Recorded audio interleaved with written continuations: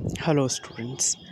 Today we will be going to cover the different testings and different evaluation parameters, or you may call it as quality control of parental dosage forms. So, in the last lecture, we have discussed about the different type of small volume parenterals and its preparation. We have discussed about solutions, suspensions, emulsions, and dry powders, and how we used to prepare dry powders. I have explained with the help of the two methods, freeze drying and spray drying. So now we all have studied in the two parts of my lectures in parenteral dosage form of the topic parenteral dosage forms. In both the lectures, we have studied what are parenteral dosage forms, why it is called as sterile dosage forms, then the classification of parenteral dosage forms, requirement for parenteral dosage forms. Then after we have discussed the classification of parenteral dosage forms, then the classification like is large volume parenterals, small volume parenterals, definitions of small volume and large volume parenterals and its explanation and its differentiation has been discussed in the first lecture. In the second lecture we have been discussed about the uh, small volume parenterals. In the first lecture we have discussed large volume parenterals, and in the second part of this parenteral dosage form we have studied small volume parenterals. Okay. Now we have to evaluate it. We have to do the quality control test required for the parenteral dosage form before it reaches or before it get administered to the patients. So for example, we used to cook the food at our home. हम अपने घर में खाना बनाते हैं, है ना. खाना बनाने के लिए बहुत सारे इंग्रेडिएंट्स हम यूज़ करते हैं, राइट. उनको यूज़ करने के बाद खाना बनाते हैं, फिर उसको हम टेस्ट करते हैं, है ना.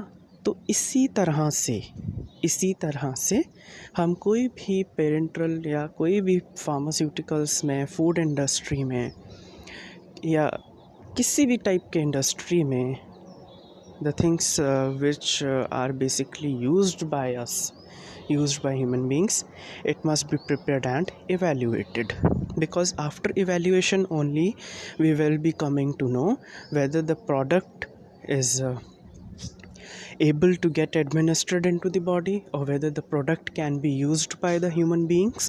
So that's why we used to do evaluation of a particular dosage form if we will talk in pharmaceutics language. Okay, so first we have formulated, we know the requirements, what are the different requirements for the parenteral dosage forms. We know how many type of the parenteral dosage forms are there, and we also know its subclassification. Now we have prepared any kind of parenterals. After that we have to go for testing. Now the testing is number 1, sterility testing. Sterility means free from contamination. In simple words, किसी भी type का contamination particular substance में, particular formulation में, and especially we are studying here parenteral dosage forms, तो especially in parenteral dosage forms में किसी भी type का कोई भी कंटामिनेशन नहीं होना चाहिए. इसीलिए हम parenteral dosage forms को sterile dosage forms बोलते हैं. एंड उनकी स्टेरिलिटी को मेंटेन रखने के लिए, उनकी स्टेरिलिटी को टेस्ट करने के लिए हम स्टेरिलिटी टेस्टिंग मेथड्स यूज़ करते हैं, जिससे हमें पता लगे कि पेरेंटल डोजेज फॉर्म्स में किसी भी टाइप का कोई कंटामिनेशन ना हो. ठीक. In this sterility testing like sterile products are the dosage form of active pharmaceutical ingredient which must be free from viable microbes. Okay, viable microbe से फ्री होना चाहिए कोई भी हमारा पेरेंटल प्रोडक्ट है या स्टेराइल प्रोडक्ट है. Now you will be getting confused that आपने अभी बताया पेरेंटल डोजेज फॉर्म को स्टेराइल डोजेज फॉर्म या स्टेराइल प्रोडक्ट बोलते हैं. अब ना आप sterile products and parental products बोल रहे हो, वो क्यों? बिकॉज स्टेराइल प्रोडक्ट्स हमारे बेसिकली 3 टाइप्स के होते हैं. ठीक, नंबर 1 पेरेंटल डोजेज फॉर्म्स, जो कि हम डिफरेंट रूट ऑफ एडमिनिस्ट्रेशंस के थ्रू डायरेक्ट ब्लड में एडमिनिस्टर मतलब ब्लड स्ट्रीम्स में पहुंचाते हैं. ठीक, like IV, IM, intravenous, intramuscular. तो इस टाइप के जितने भी डोजेज फॉर्म्स होंगे that will be coming under parenteral doses forms. Okay, whereas ophthalmic products are also there. Ophthalmic products which can be used for the treatment of eyes disorders. So these products are called as ophthalmic products. And third is irrigating preparations. Irrigating preparations means whatever the different kind of solutions we use to whatever the different kind of the solutions by which we used to flush out the toxins or the toxic material from our body. Okay, so that refer to your irrigating preparations. And once the whatever the irrigating preparation or the solution you will be preparing by which the toxins will get removed from your body, so the main thing is that whatever the solution you are introducing into the body for the purpose of flushing out the toxins from the body, so that solution first it must be sterile, it must be free from microbial contamination or any kind of contamination, then only it will help in flushing out the different type of the toxins or the toxic material from the body. Okay, so these are the 3 type of the products which are called as sterile products: ophthalmic products, parenteral products, and irrigating solutions.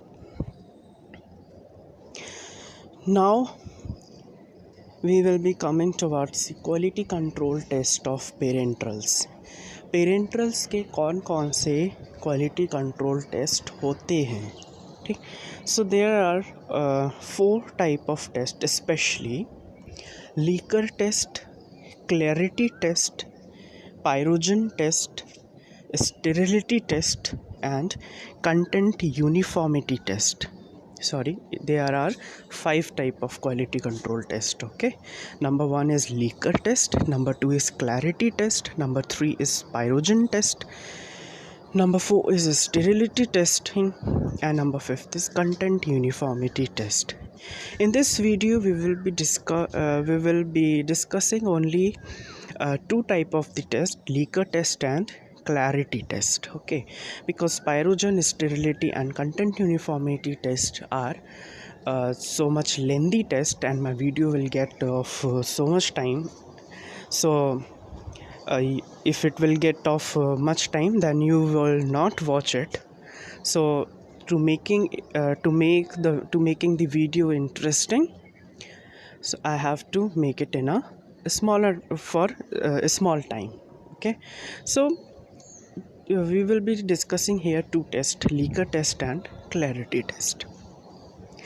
Now first test is leaker test. What is leaker test? leaker से मतलब तो समझ ही रहे होगे, है ना? leaker means किसी भी लिक्विड का, किसी भी चीज़ का लीक होना. ठीक, लीक होना मतलब फॉर एग्ज़ाम्पल हम वायल्स यूज़ करते हैं, एम्प्यूल्स यूज़ करते हैं पेरेंट्रल्स को पैक करने के लिए. तो फॉर एग्ज़ाम्पल अगर हम वायल्स पैक कर रहे हैं तो वायल्स कैसे पैक करते हैं? वायल्स कैसे होते हैं? नैरो नेक्ड बॉटल्स होते हैं, है ना?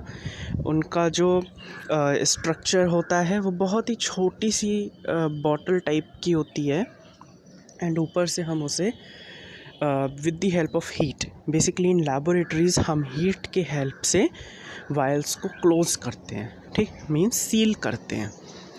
तो ड्यूरिंग दैट जब हम वायल्स को सील करेंगे या different vials we will be using, तो हम बहुत सारे वायल्स को इंडस्ट्रीज़ में बना रहे हैं। अब हमें ये पता नहीं लग पाता कि विच वायल इज़ लीकिंग और not. So that purpose we will be going to do leaker test. Leaker test means किसी भी चीज़ का बाहर निकलना या रिसना, ठीक। तो हमें उसे नहीं होने देना है, इसलिए हम लीकर टेस्ट को परफॉर्म करते हैं for the evaluating purpose of parental dosage forms. So in leaker test it is employed to detect the sealing of ampule.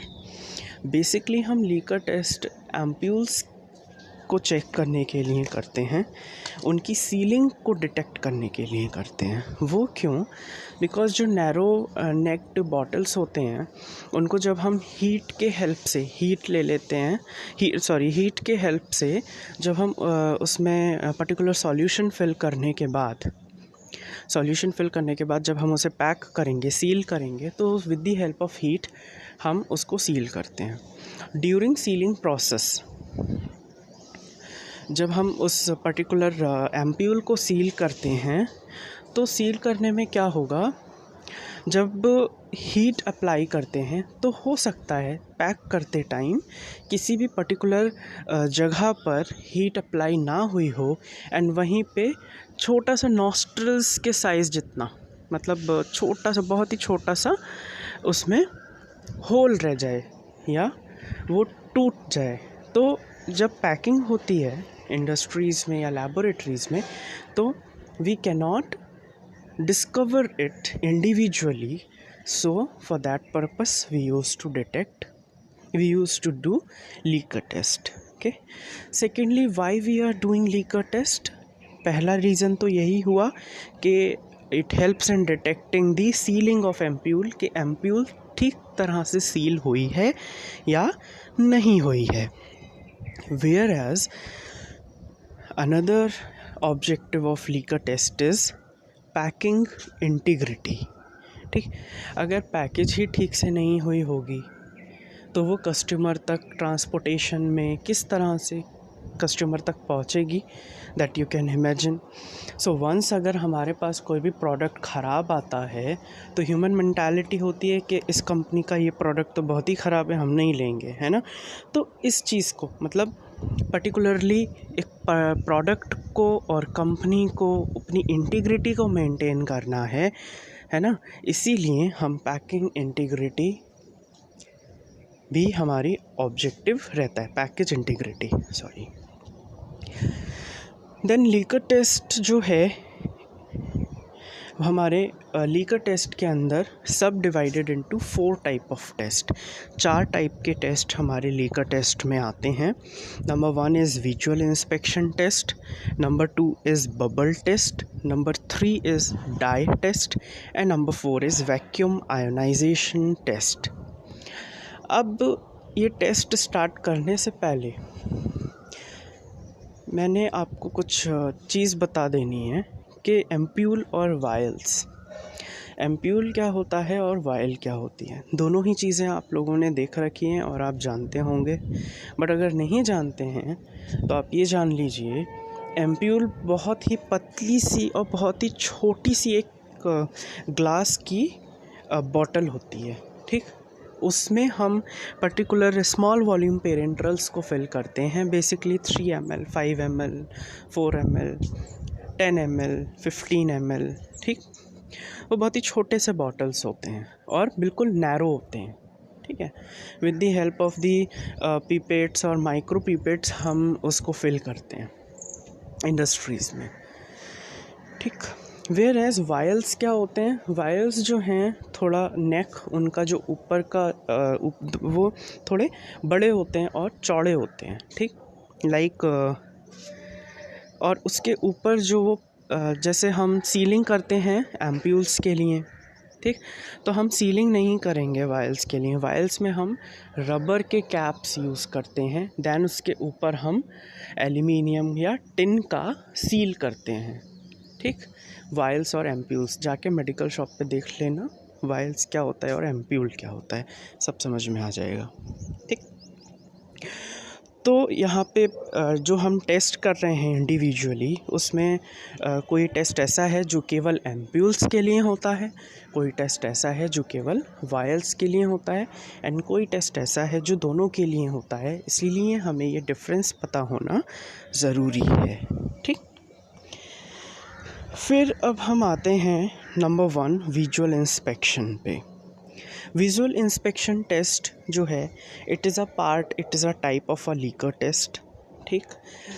जब हम किसी भी प्रिपरेशन को बनाते हैं, पेरेंटल प्रिपरेशन बने या किसी भी टाइप का कोई भी फॉर्मुलेशंस को हम प्रिपेयर करते हैं, तो क्या होता है, फर्स्ट अगर टैबलेट्स बनते हैं तो वो कन्वेयर बेल्ट के हेल्प से, टैबलेट बनने के बाद मशीन में से कन्वेयर बेल्ट के हेल्प से उसको हम इंस्पेक्ट करते हैं कि कोई टैबलेट में डिफ़ेक्ट तो नहीं है, कोई टैबलेट में किसी टाइप का कोई भी प्रॉब्लम तो नहीं है। इसी तरह से पेरेंटल्स में हम क्या करेंगे, सॉल्यूशन जैसे ही एम्प्यूल्स और वायल्स में भरते जाएंगे, उनका हम विजुअल इंस्पेक्शन करेंगे। ठीक। और ये विजुअल इंस्पेक्शन कौन करेगा? विजुअल इंस्पेक्शन मीन्स हमें अपनी आँखों से ही पता लगाना है, उसको छू के देख के ही पता लगाना है कि इसमें किसी टाइप का कोई लीकेज तो नहीं है। ठीक। इसलिए हमने इस मेथड को विजुअल इंस्पेक्शन मेथड बोला है, जो तुम्हें अपनी आँखों से ही देख के पता लगा लेना है कि पर्टिकुलर एम्प्यूल, पर्टिकुलर वायल ठीक तरह से बनी है या नहीं, अच्छे तरह से प्रिपेयर्ड है या नहीं, पैक्ड है या नहीं, सील्ड है या नहीं एम्प्यूल के पार्ट पे। देन नेक्स्ट जो है, it is a easy method for the evaluation of any kind of it is a very easy method for the visual inspection, है ना। मतलब विजुअल इंस्पेक्शन जो है बहुत ही इजी मेथड है, जिसको हम किसी भी चीज़ के लिए कर सकते हैं। ठीक। नेक्स्ट, ये लार्ज वॉल्यूम पेरेंटल्स के एवेल्यूएशन के लिए हम इसको बेसिकली यूज़ करते हैं। ठीक। And increases the sensitivity of visual inspection also. It helps in increasing the sensitivity of visual inspection. Next test is our bubble test. In bubble test, what we have to do, what is the procedure of bubble test? Bubble test से भी हम leakage का पता लगाते हैं कि ceiling हमारी ठीक से हुई है या नहीं। अगर हम एम्प्यूल की बबल टेस्ट करेंगे तो हम क्या करेंगे, एम्प्यूल्स लेते हैं, कुछ रैंडमली जो एम्प्यूल्स पैक हो रहे हैं मशीन्स में, वो हम ले लेते हैं। देन उनको हम पर्टिकुलर एक हमारे पास कंटेनर होता है, उस कंटेनर में हम किसी भी टाइप का कोई भी सॉल्वेंट एज डिज़ायर्ड और as per standard operating procedure provided by your company और इंडस्ट्री, हम उस सॉल्वेंट को उस कंटेनर में रख लेते हैं। ठीक। उस सॉल्वेंट को कंटेनर में रखने के बाद जो एम्प्यूल्स आपने रैंडमली ले लिए थे टेस्ट करने के लिए फॉर्मुलेशन चैम्बर से या फॉर्मुलेशन कोर प्रोडक्शन एरिया से, उसमें हम उनको सबमर्ज कर देंगे, एक लिक्विड में उन्हें मर्ज कर देंगे। जिस कंटेनर में हमने सॉल्वेंट लिया है उसमें उसे मर्ज कर देंगे। देन उसके बाद उसको ऊपर से कवर करके उस पे प्रेशर अप्लाई करेंगे, अंदर से प्रेशर अप्लाई होगा। ठीक। 3 psi प्रेशर अप्लाई होगा 15 मिनट्स के लिए। 3 psi प्रेशर अप्लाई होगा 15 मिनट्स के लिए। And for these 15 minutes, in these 15 minutes we will be coming to know कि हमारे एम्प्यूल्स जो हैं वो लीक कर रहे हैं या नहीं कर रहे हैं। अगर लीक करेंगे तो बबल्स फॉर्मेशन होगा। बबल्स फॉर्मेशन जब होगा तो वो डिजिटल, उसमें एक मीटर लगा होता है, आपके टेस्टर जो टेस्ट करने का इक्विपमेंट होता है उसमें आपको पता लग जाता है, वो नंबर ऑफ़ बबल्स एक बार में काउंट करके बता देता है। इस तरह से आपको बबल्स अगर फॉर्म होगा, इट मीन्स कि पैकिंग ठीक नहीं हुई है, एम्प्यूल्स ठीक से पैक नहीं हुए हैं, उनकी सीलिंग ठीक से पैक नहीं हुई है, उनकी सीलिंग अच्छे से नहीं हुई है, ठीक। वेयरएज अगर किसी भी टाइप का कोई बबल नहीं होगा, that will indicate in a green colour, digital meter जो होगा that will show in a green colour basically. So हमें बबल टेस्ट में इतना ही करना है, ठीक। एंड ये हम दोनों ही चीज़ों के लिए करते हैं।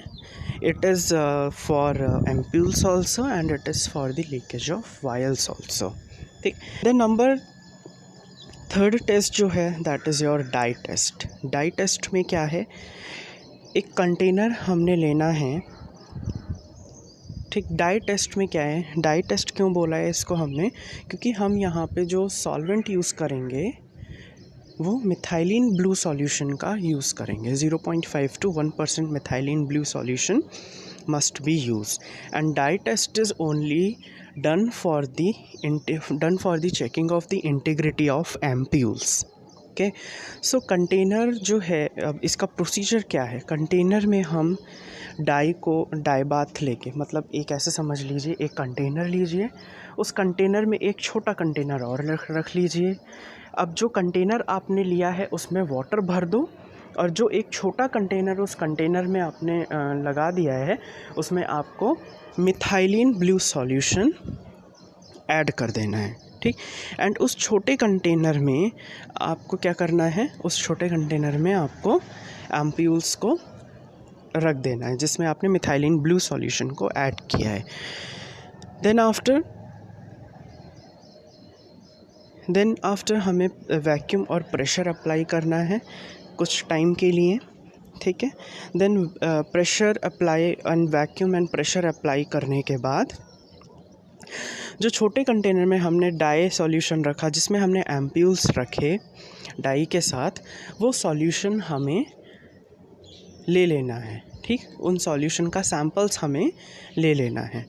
अब उसको, जो सॉल्यूशन हमारे पास आएगा उसे हमें यूवी स्पेक्ट्रोफोटोमीटर के थ्रू, यूवी स्पेक्ट्रोस्कोपी के थ्रू हम डिटरमाइन कर सकते हैं उनके रेंज के अकॉर्डिंग। वेवलेंथ होती है पर्टिकुलर कंपाउंड की, तो उनके अकॉर्डिंग अगर वो रेंज हमारी मिथाइलिन ब्लू सॉल्यूशन से ही मैच करती है, इट मीन्स कि किसी भी टाइप का कोई भी लीकेज नहीं है। बट अगर वो मिथाइलिन ब्लू के सॉल्यूशन के अलावा और भी कोई रेंज शो करे, या उस मिथाइलिन ब्लू के रेंज से इधर उधर हो, इट मीन्स कि किसी भी टाइप का कोई भी लीकेज प्रेजेंट है। अगर लीकेज है तो फिर द टेस्ट इज़ फेल्ड, और अगर लीकेज नहीं है test is passed. So this is also comes under your, this is also a sub type of leaker test or leakage test, and it is done only for ampules. Now fourth test is vacuum ionization test, ठीक। Vacuum ionization test में क्या होता है, in vacuum ionization test जो है, ये सबसे पहले तो बता दूँ, ये हम केवल वायल्स के लिए करते हैं, इसमें हम एम्प्यूल्स का टेस्ट नहीं करते हैं, ठीक। Then this is the test which is done at high voltage, high frequency field पे हम इसको करते हैं, ठीक। Now what happen, we have to take a beaker, or we have to take container, ठीक। वैक्यूम आयोनाइजेशन लाइक एक chamber होता है वैक्यूम आयोनाइजेशन का, उस चैम्बर में कंटेनर रखते हैं, एंड उस कंटेनर में हम कुछ सॉल्यूशंस को ऐड करते हैं। उन सॉल्यूशंस के ऐड करने के बाद हम बॉटल्स को मर्ज कर देते हैं, वायल्स को मर्ज कर, मतलब सबमर्ज कर देंगे, उसको रिंस कर देंगे उस सॉल्यूशन में। देन हाई वोल्टेज अप्लाई करके प्रेशर एंड वैक्यूम अप्लाई करते हैं वायल्स के ऊपर, ठीक। प्रेशर और वैक्यूम, जब वैक्यूम अप्लाई होगा तो क्या होगा, उससे तुम्हें पर्टिकुलरली वायल्स की इंटेंसिटी, उनकी कैपेसिटी पता लग जाएगी। देन उसमें ग्लो होगा, ठीक है। अगर ब्लू ग्लो होता है सॉल्यूशन में, अगर ब्लू कलर का ग्लो होता है, इट मीन्स के वैक्यूम इज़ प्रेजेंट। और वैक्यूम कब प्रेजेंट होगा? जब किसी भी टाइप का कोई लीकेज नहीं होगा, ठीक। It means vacuum is present. तो इसका मतलब है हमारा टेस्ट पास हो गया। बट अगर वो पर्पल कलर से ग्लो करता है, it means vacuum is not present. जब किसी भी पर्टिकुलर चीज़ में कहीं पे भी कोई छेद होगा, होल होगा या कुछ भी होगा, तो वैक्यूम वहाँ एग्जिस्ट ही नहीं कर पाएगा, ठीक। इसलिए वो पर्पल कलर में ग्रो करेगा। एंड इट मीन्स के किसी भी टाइप का कोई वैक्यूम फॉर्म नहीं होना, मतलब टेस्ट फेल है, लीकेज वायल्स में कहीं ना कहीं प्रेजेंट है, ठीक। सो वैक्यूम आयनाइजेशन टेस्ट जो है वो हम बेसिकली किसके लिए करते हैं? ओनली फॉर वायल्स के लिए करते हैं, वेयर एज एम्प्यूल्स के लिए हम डाई टेस्ट करते हैं, ठीक। The clarity test and other test we will be discussing in our next lecture. Okay, thank you.